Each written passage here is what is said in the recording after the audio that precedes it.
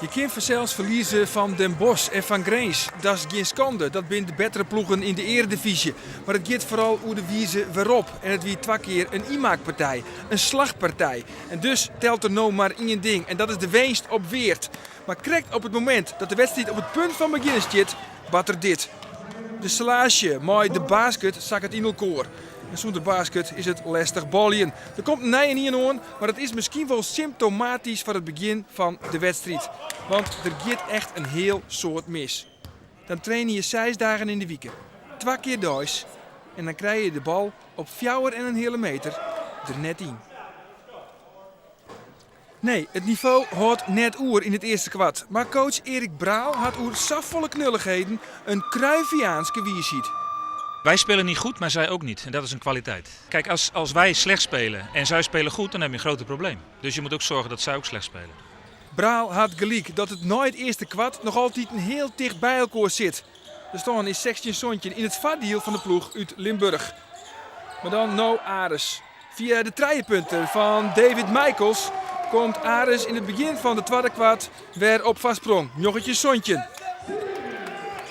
De start is Savisa goed. Zocht naar de prachtige paas van Holcomb en Sam Givens. Met de 23 Sontje. En op een ei de score van Craig O. En onvallend groeit Ares hield hij beter in de wedstrijd. Maar verdedigend bloot het nog altijd matig. En coach Erik Braal is heel tijd onder het bijsturen. Want omdat er samen meer verdedigen wordt, bloot het heel lang spannend. Natuurlijk is het leuk voor het publiek, maar we willen teams gewoon zo snel mogelijk aan de kant zetten. En degelijk blijven spelen voor 40 minuten. En dat is iets waar we nog naartoe moeten werken. Weert dan in de onval.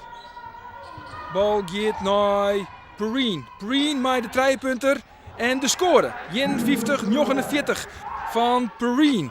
En als deze jongen het op zijn heupen heeft, dan is er voor Ares geen beginnen aan. Perrine, daar is hij weer. En op een ei met de score. 58-54. Het verschil is nog maar 4.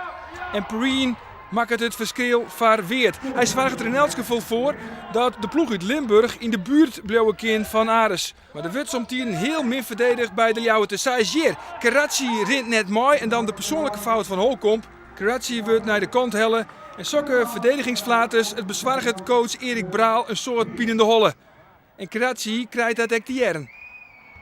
Nou ja, zij scoren veel te makkelijk baskets en dat gaat mis eigenlijk op heel veel vrij simpele dingen. Er is steeds één iemand die zijn taak niet uitvoert en niet geconcentreerd is, niet uitbokst. Het zijn allemaal kleine dingetjes, maar bij elkaar is het dan iets groots. Dan in het vierde kwart. Met de score van Sjors Besseling. 85-83. Het antwoord moet dan komen van Poels. En Poels scoort. 80-83. Het verschil is weer 4. Holcomb. Maakt nou tempo maatje, want de shotklok zit op 4 tellen. Holcomb gaat voor de actie en die bal valt binnen. 94-89.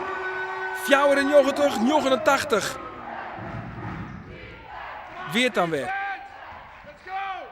En ook die bal valt goed van Besseling. Het verschil nog maar 3. Zitten in de slotfase van de wedstrijd. Dit is een belangrijke score van Jerry Williams. 96-90.